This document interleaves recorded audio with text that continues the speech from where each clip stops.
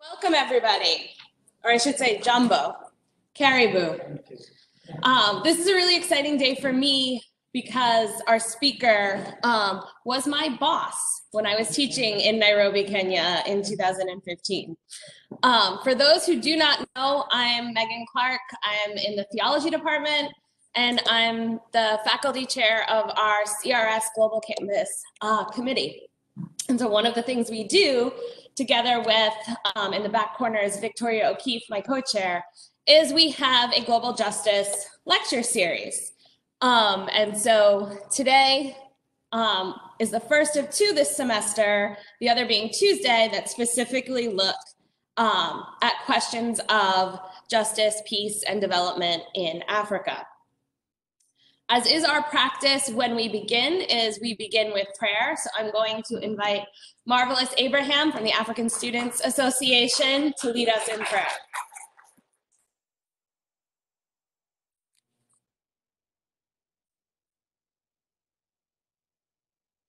Morning, everyone. Please just bow our heads and close our eyes. For our courage to do justice. O Lord, open my eyes that I may see the needs of others. Open my ears that I may hear their cries. Open my heart so they need not without score. Let me not be afraid to defend the weak because of anger of the strong, nor afraid to defend the poor because of the anger of the rich. Show me where love and hope and faith are needed, and use me to bring them to those places. And open my eyes and my ears that I may become able to do some work of peace for thee. Amen.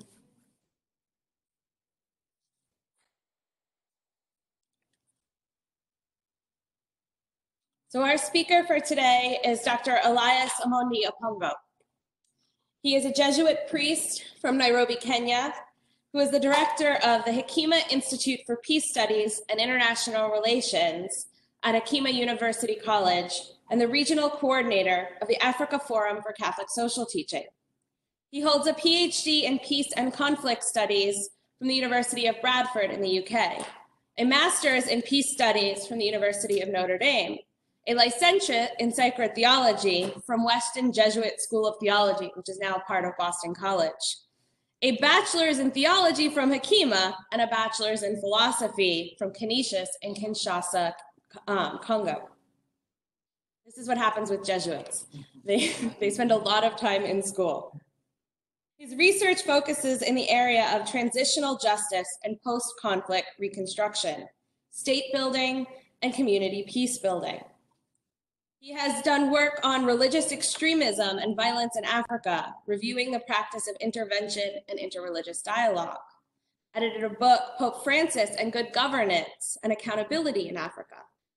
Another on transitional justice in post-conflict societies in Africa, along with other chapters, articles, and more edited volumes on the issue of peace building and post-conflict reconciliation in different parts of Africa. So I ask that you join me in welcoming Dr. Elias Omondi Opongo to St. John's.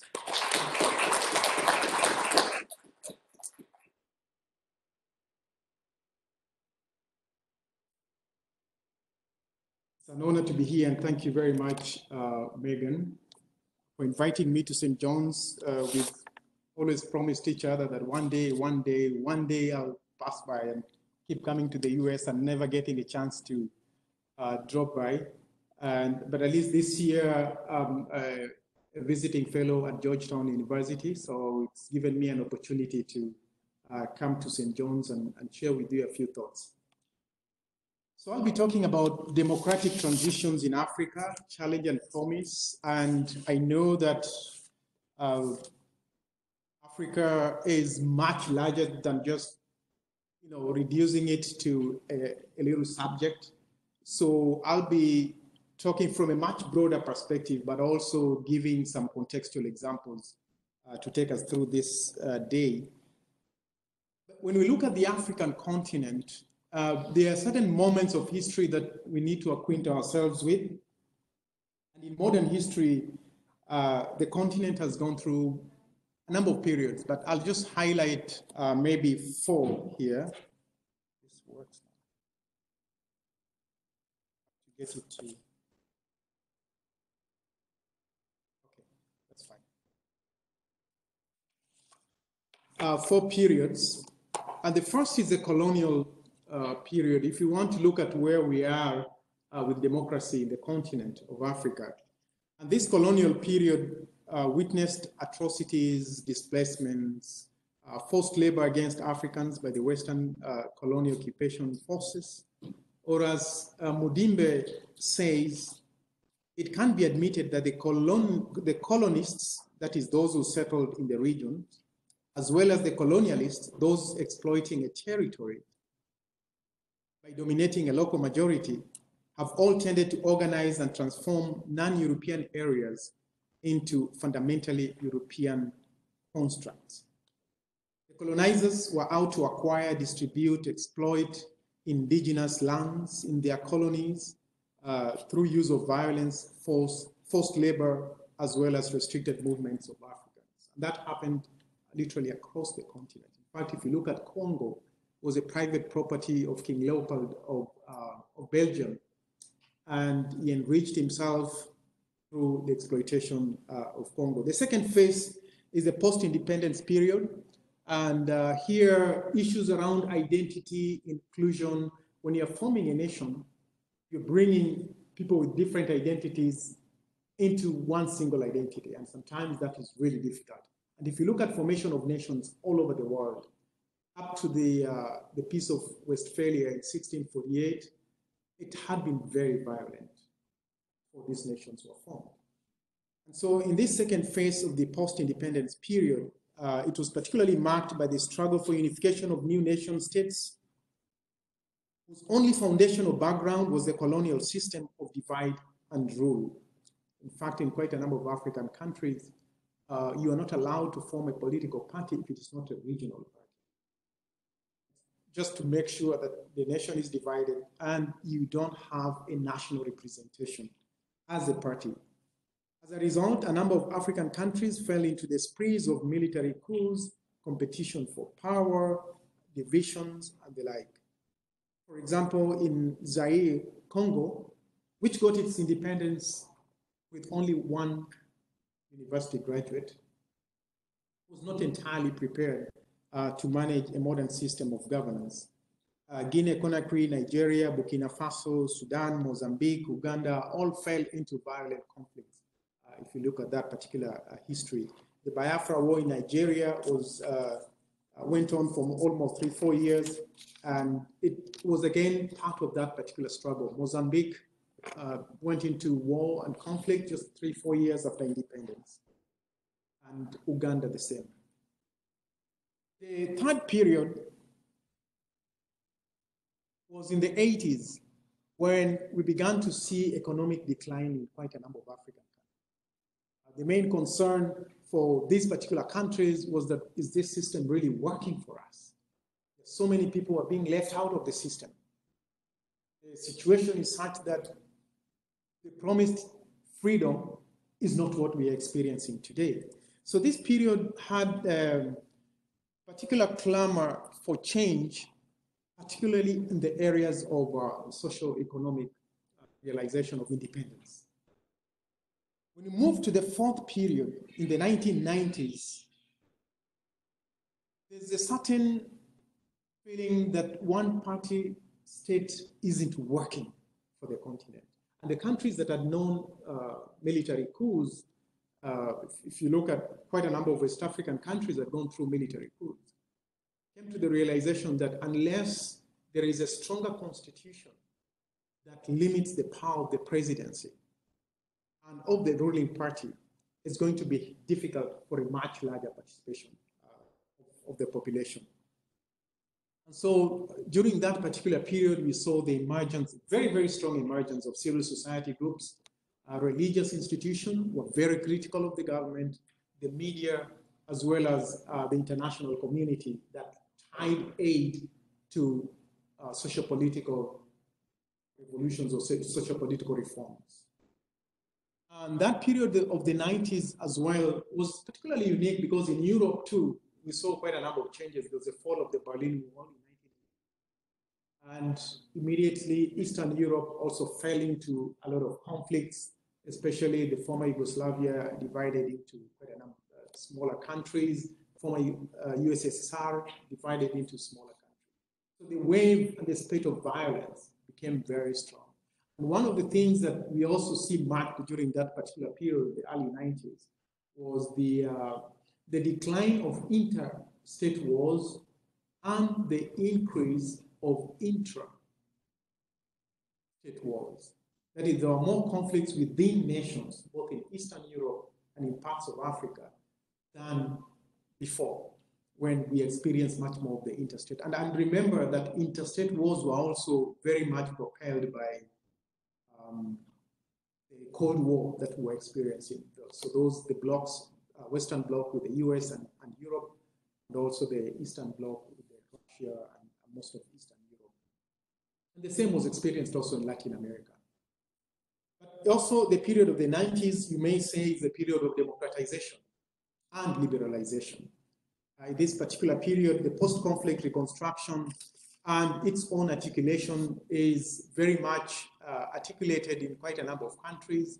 What structure do we use to actually engage in the post-conflict reconstruction? The United Nations got a kind of a new mandate, you may say. It was very much crippled during the Cold War, but it was much more pronounced during this particular period.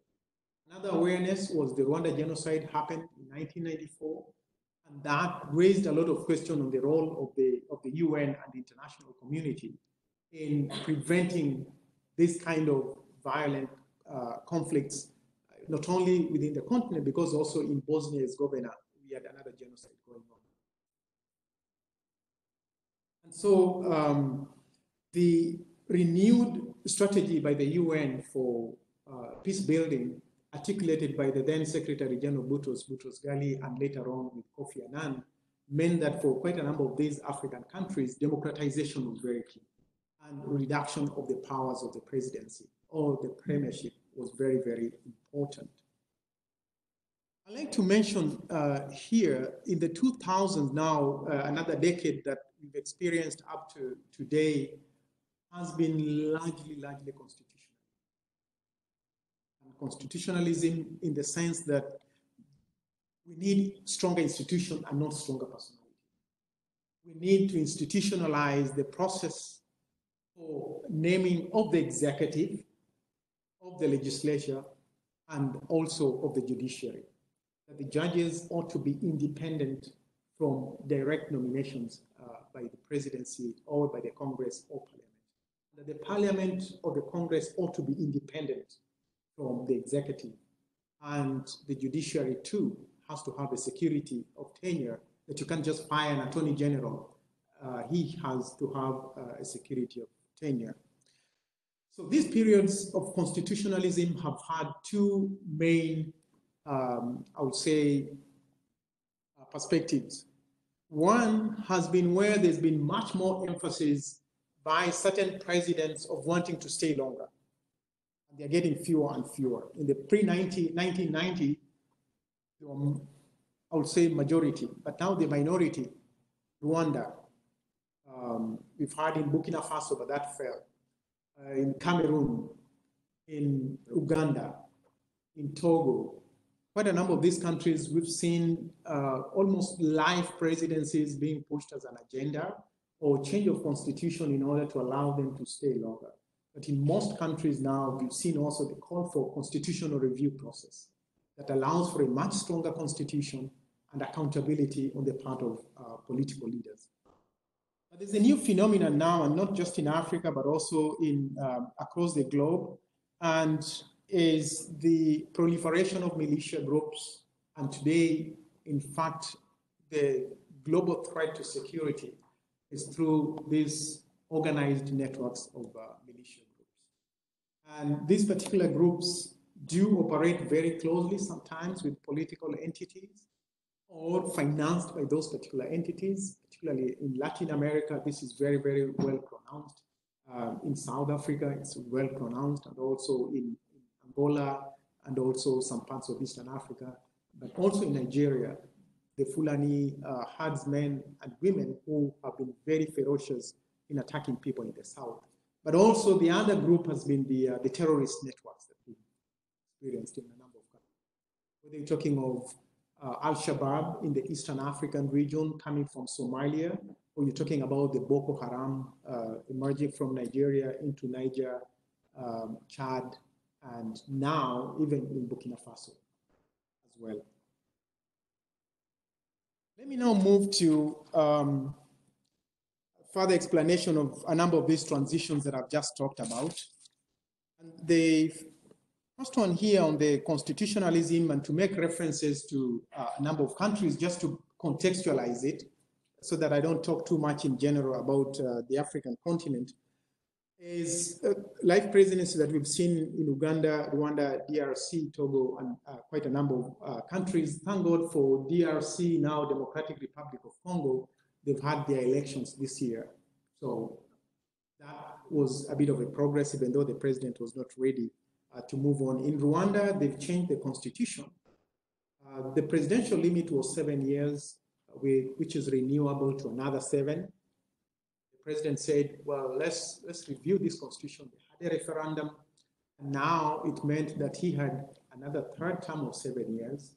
And when he finishes that, the new constitution allows for 2 terms of 5 years each. So he's there for 17 years. We're talking of 2034.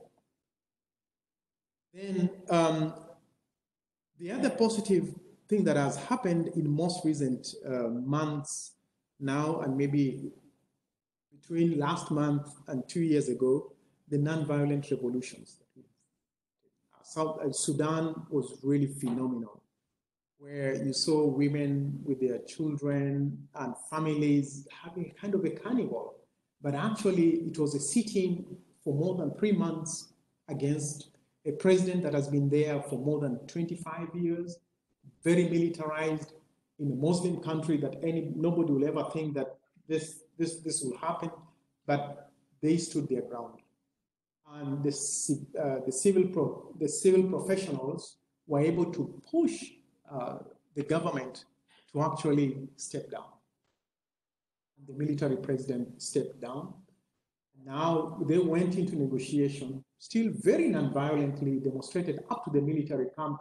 There were some shootings and people died, but they kept it going, and people would come and offer food, and this was just one great example of non-violence success.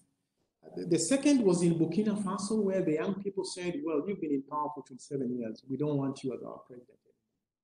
And demonstrated around his own palace, and then went into the parliament and stayed on the streets every day. And at the end of every demonstration, they will organize themselves, clear up all the mess, collect all the dirt, and go back home.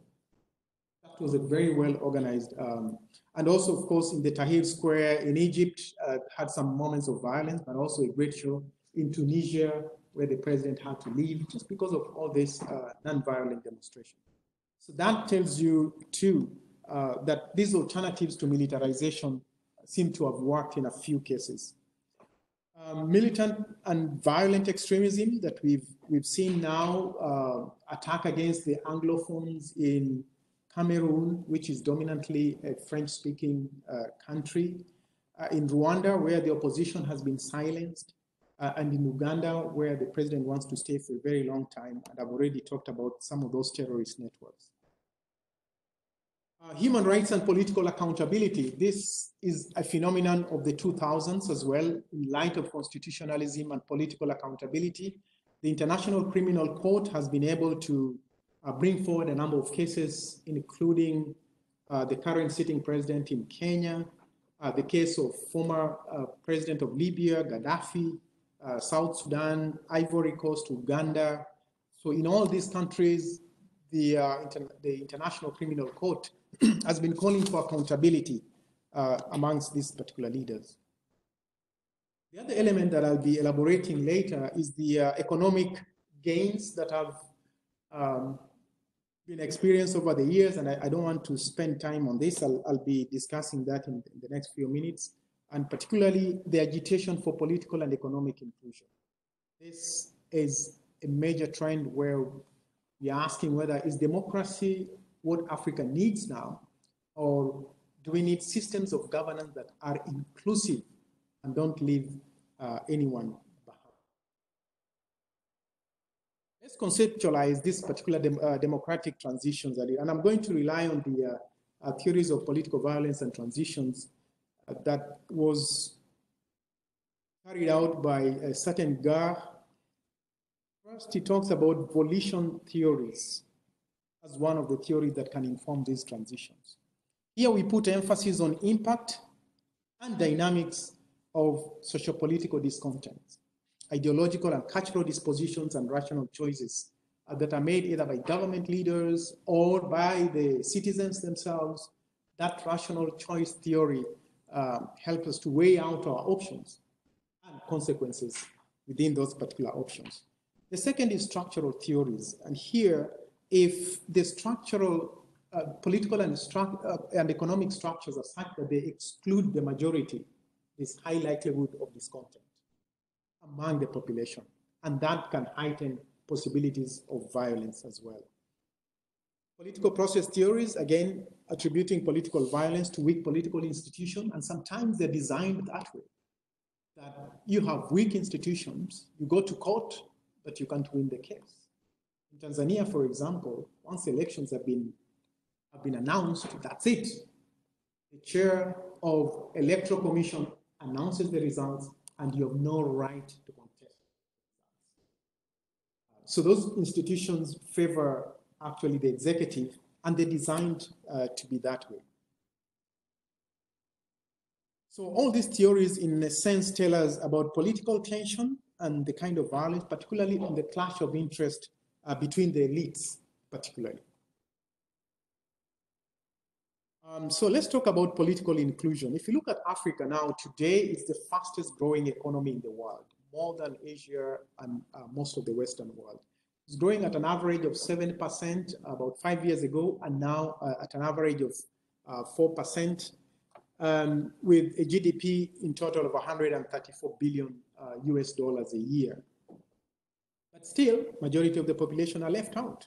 So we are asking, are this kind of economic system really favorable when we are only looking at what gets out and what brings in the dollars or what brings in the foreign income? Also with high rates of unemployment, close to 30% in some countries. But let's look at the figures. If you look here, you'll see between 2015 and 2019,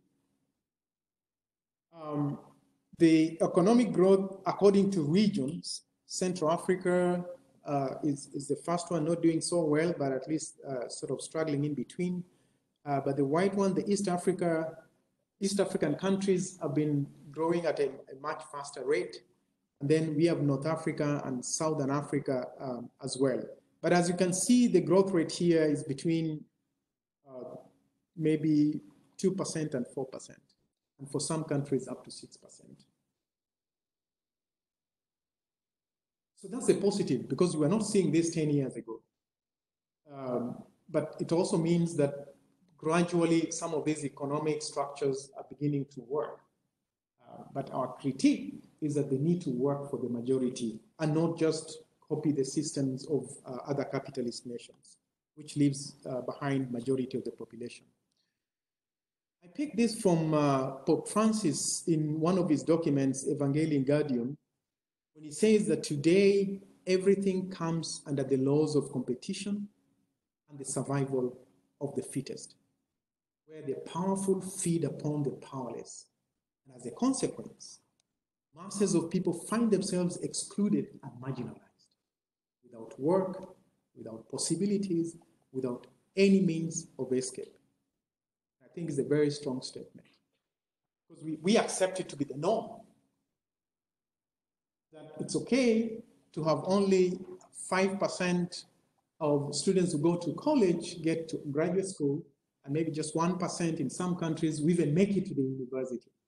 And that success is structured around education. So you are among the very few privileged people to really have university education in such a prestigious university when majority of the population don't seem to have that particular privilege. And we need to be questioning that kind of a system, that system of education that leaves out the majority of the population. Because then it becomes a very difficult situation. Others have talked of the theory of discontentment, on how a population that continues to experience high levels of discontentment is likely to be aggressive. So use aggression to justify the fact that you've been left out in the system. That's why when you have demonstration, even though you may be in support of the demonstrators, but that's an opportunity for looting, they are going to loot. And it has nothing to do with the political demonstrations. We see it a lot in the poor countries. Those demonstrations are also used as opportunity to benefit from the system. But I'm going to ask you a question. Where do you think this is? Which city in the world? Yeah. Nairobi? Probably Nairobi, okay. Where else in the world could this be?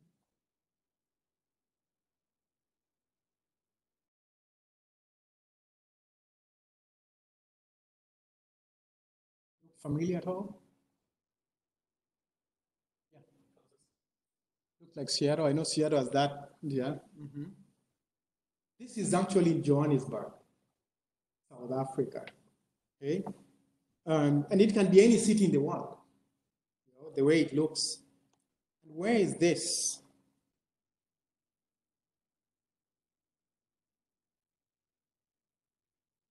Still Johannesburg. And this tells you the kind of reality that we live in. So the Johannesburg, the glittering Johannesburg, and the Johannesburg that, you know, you're painters, builders, looking for a job. Just, you know, give me anything. I'm ready to do it. And these are very distressed faces. These are fathers of children and of families and of kids that they have to take care of. But that's the reality.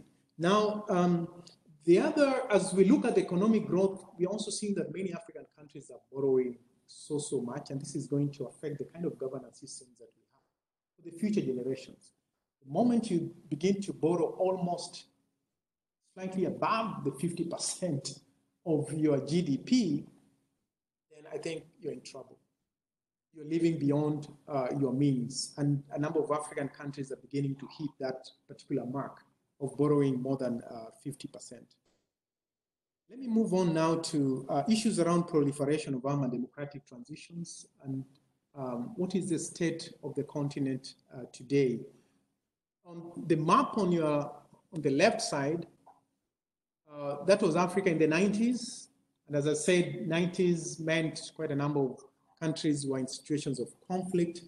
But in 2010s, that has reduced. So we're seeing more of the greener parts of the country. And we still have a few countries which are in conflict or experiencing some level of trouble. It doesn't mean that the entire nation is in. It might be the presence of military presence, for example, Somalia with Al-Shabaab, or Nigeria with Boko Haram, but it's not the entire country, just a very small portion of the country. Cameroon, Kenya itself has had those kinds of experiences, Egypt. And there have been many factors, there have been many factors that have contributed to that, largely poor leadership or poor governance, structural marginalization of majority of the population, political exclusion, a system where the winner takes all. Look at the UK now. 48% of the people felt that they didn't want to go with Brexit. You know, and those who won, just with a very small margin, the country is now terribly divided. But you say that's democracy, majority wins. Ineffective conflict resolution mechanisms, that has also been a major problem. Now, what we see is that countries that have emerged from conflict or are very strongly autocratic are also less democratic. the case of Rwanda or Cameroon or Burkina Faso, some of these countries are very autocratic, and also it means levels of democracy also tend to go down. When we talk about proliferation of arms, easy accessibility of small arms. In the fall of the Soviet Union, countries like Ukraine, Georgia, and others had massive, massive factories for the AK-47. And they just made them cheaply available to quite a number of African countries, to rebel groups, to private buyers, to companies. And so we have high proliferation of AK-47 from $50 to $150, you can get one. And it's one of the most effective weapons that you can bury on the ground for 10 years. When you remember where you kept it, just get it off, wipe it a little, and put in the bullets, it's still working. You know? It's very effective Russian machine. So we did a research on small arms in 9 African countries. I remember Megan was with us when we were beginning this particular research at Hekima University College with the Regional Center for Small Arms. And we wanted to see what is the impact of these arms on state stability, on cattle rustling, and also on poaching, which was quite significant. And we say that generally, countries that have high proliferation of arms, the authority of the government tends to be reduced because these arms are in the hands of militia and other groups. The capacity of the government is also reduced in terms of its extent to which it can provide the public services. And also its legitimacy is reduced amongst the population. So if you look at worldwide or within the African continent, 100 million largely AK-47s that are in the hands of the wrong people. We are not talking of the officially bought arms by a government or a military. We are talking of, these are just arms in the wrong hands, which have not been documented or registered. But globally, we have 500 million arms which are in the wrong hands all over the world. So the prevention of these particular arms is important. And even in countries where people are licensed to have arms, there's still high possibility of abuse of those arms. I don't know whether you have the figures for the US. How many fatalities do we have a year? Officially? I don't know. The figures. There was another school shooting. Oh. No. So similarly, it is not an AK-47. Yeah, they can do mass shooting with that, yes. Yeah. So the figures are high also for the US. If you look at this, 36,000 a year, it means 100 people get harmed or killed in a day. You're having 36,000 Americans dying of gun violence. But some of these are not direct, sometimes it's self-infliction.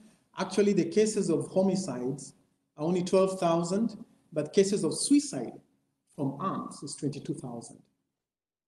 2017 was the highest. We had 39,000 official figures of number of people who die each year in this country from arms. So just to emphasize again that even with regulations, the chances are very high that they can be abused. In our research in South Sudan, for example, we saw that proliferation of arms did affect so much the political stability, and security was the #1 concern. Very high levels of concern was security. And with the school shootings now, even in the US now, more and more the teachers will tell you, I'm really concerned about security of the kids that I'm taking care of. Let's look briefly on the political transitions and dialogue, and I think we've already covered a number of these. I'd just like to highlight Zimbabwe, because we had somebody who began very well as a political leader, very well educated. He says he went to one of the Jesuit schools as well, yeah, until we didn't want to associate ourselves with him. But now, Zimbabwe had a kind of a mini revolution, which was a simplified civilian coup d'etat, but was so much of a military sort of coup d'etat that removed the president. but they're still facing the same problem. So a number of countries which have had long legacy of single rule on a very strong leader have had the same problem. We're seeing Ethiopia now, we've seen Zimbabwe, we've seen it with Sudan, we've also seen it in Burkina Faso, in Libya. So these leaders who've been there for 20, 25 years tend to weaken the institution. And even when people are so hopeful that change has now come, we don't seem to experience it. Look at Iraq at the same time. The other element that has now come in strongly is the management of natural resources that has impacted negatively on governance or positively for those who are willing to use it well. But we're seeing in a few countries where the management of that particular resource is also impacting on the governance system, where leaders like those in Congo or in Uganda don't want to leave power because of those particular resources, that they want to control the oil and the minerals. And this particularly because Africa is endowed with so much in terms of minerals, whether you want to talk about diamonds, uranium, gas production, there's just plenty. 30% of the world's minerals reserve are in Africa. It's huge. 60% of the gold mining is still happening in Africa. And 22%, Africa produces close to 22% of the world's total production of gold as well. And diamond is the highest because Botswana particularly produces a lot of diamond. And Botswanan government has not only begun recruiting its own population in the diamond mining, but they've also opened their own international market for it so that investors can come and do it actually in Gaborone, in Botswana itself. That has made a big, big difference. If you look at 110 listed mining companies which have operation in Africa, the UK alone makes close to $1 trillion from mining contracts within the African continent. So that tells you that there's just so much that is already going on. But these countries don't have the necessary technology to do this. And that has meant that they've had to rely on external contracts. But Africa also loses $50 billion a year from illicit financial flows. These are just bad contracts, lack of tax payment, or situations in which maybe dictators are also collaborating with some of these international companies to siphon a lot of these monies out. That's been a major issue of concern. And also, as I've said, there are potential concern for conflicts, but also environmental concern. What is the future of the populations that are exposed to these situations? The rentier state theory, which generally says that, like in some of the Arab countries, we have enough money coming out of oil, so don't worry, we'll take care of you, and the government does take care of the people, then you don't question the governance systems that are put into place. Our interest, and this was part of Megan's passion, the elephants, we're looking at the whole issue of poaching. Again, very lucrative. You may not think about it, but we have close to 30,000 elephants which are being killed almost every year. The numbers have gone down a little bit. But why would you kill an elephant? It's because you want the tusk of an elephant. And how much would that cost? We'll see in a minute. So these beautiful animals, the Chinese are really looking for that little piece of rhino, of the horn of the rhino, because they say it has certain magical powers. If you use it for men who are impotent, use that, it gives you back your manhood or gives you good luck or whatever it is. So in the Chinese market, this is fetching a lot of money. The elephants as well have, quite a number have lost their tusks in the process of, this animal is so huge. So you taking, that tusk is about 50 pounds, just that heavy, it's about 50 pounds. But if you look at the market price of that, Now, this is just one of the Chinese markets and what they do with this, or in Hong Kong as well. They do very beautiful carving out of it. But look at what a kilo in the black market in Tanzania will give you, or a pound, like $500 a pound. But if you have a full tusk of an elephant, sorry, this thing is moving too fast. If you have a full tusk of an elephant, is about 50 to 60 pounds. So you multiply that by 500 before it leaves Tanzania. By the time it gets into Hong Kong, it's going for about 300,000 a pound. And you have 50 pounds times 300,000. So you have really some good $15 million from one elephant tusk. So that has meant that there's a lot of lucrative business that has been going on. And this is what finances a lot of political campaigns, the black market for drugs and stuff like that for political elite through this particular practice. There's been a global ban on the trade on ivory, but countries like China and others have been resisting that from going on. Let me end with the youth as the next big concern for the continent, because if you look at quite a number of countries, majority of the population is below the age of 20, 25. A country like Burkina Faso, close to 60% of the population is below the age of 18.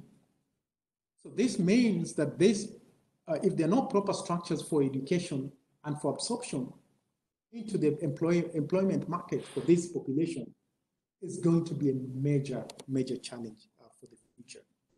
And that's a big concern. You're not able to see very clearly from there, but one of the things that I check here in Niger, 50% of the population is below the age of 15. 50% of the population. When you have a high rate of unemployment of up to 40%, that's a major concern for any government. In the Democratic Republic of Congo, is 46% below the age of 15, with a very dysfunctional economy or economic system. And there's a major surge of a number of these young people trying to survive or find the kind of education that they need in order to find jobs. Those who make it to the universities, sometimes if we have advertised for a job, even in Nairobi, in Kenya, some of the applications that I receive, it breaks your heart to see a university graduate in second year of job searching. And this will not be a very isolated case. So it's a major concern for us for today and even for the future. And some of these young people become then vulnerable to recruitment into militant groups or militia groups, or manipulated by the politician into violence.